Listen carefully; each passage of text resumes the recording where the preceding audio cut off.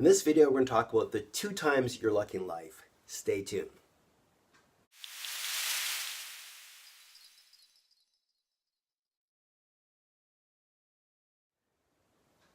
Now, the 2 times you're lucky in life, when you experience your birth twice.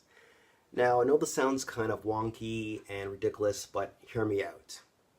In life, when you first come into this world, that's the first birth, and we don't know what's going on, and we don't remember it. Now, what I can tell you about my own birth is through my parents. And it goes something like this. Now, I'm going to take you back, way back to 1960s, late 1960s in the spring.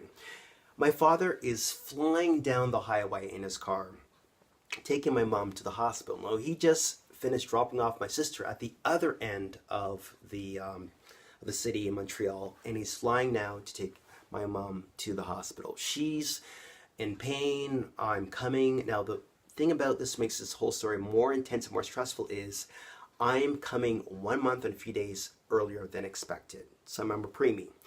And my dad's rushing to get me to the hospital. And my mom's screaming because she's in labor.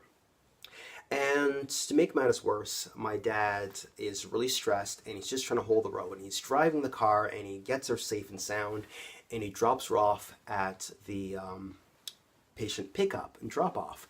And he parks the car, takes her out, wheels her in the wheelchair into the waiting room where he sees the nurse. He says, "Take my wife, she's in labor." Mom's screaming, contractions are getting closer and closer and closer and more intense.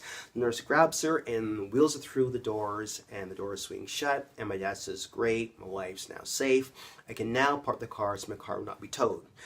My dad moves the car into the proper parking spot, pays for parking, and he comes back, only to discover when he gets to the front desk, there's a nurse sitting there, and he goes, "Hi, my name is Mr. McClean. I just dropped off my wife. Do you know which room she's in?" And the lady says, "McClean, there's no woman here giving labor. What are you talking about?" Now, my dad is stressed and livid. Can you imagine that? You just dropped off your wife moments ago, and this person says you didn't bring your wife to this hospital. My dad's very stressed because they've lost his wife who's in labor as well.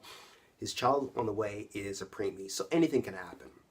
Dad's telling her, "Listen, lady, I dropped my wife moments ago. I just brought the car. This is the hospital." She's looking through the charts, flipping through stuff. She can't find stuff. My dad's getting more angry, more frustrated, and you can understand his frustration. Now, what he didn't know, or anyone know at the time, was there was a change in shifts at the nursing station. So when my dad dropped off my mom in labor, there was the first shift that just ended, and then this new shift came on board when he's parked the car, and the woman missed the whole action. My dad's getting more flustered and more stressed and angry with the situation about losing his wife and child, and the doctor comes out with this bundle full of, I believe it's blankets. And he says to my dad, "Excuse me, Mr. McClean, how would you like to have a son?" And my dad says, "Yeah, that'd be great, but where is my wife? Is she okay?" It says, "Mr. McClean, would you like to have a son?" He goes, "Yes, I would, but where's my wife?" He says, "Don't worry, wife, she's fine, and here is your son." And my dad says, "But I just brought the car." I mean, I was really amazed. And my dad says to me that when he opened up the blanket and saw me, I officially opened my eyes. And that was my first birth. Now, I found an old picture way back when. It's a couple months older from when I was first born, and I'll share it with you because I trust you. Here it is.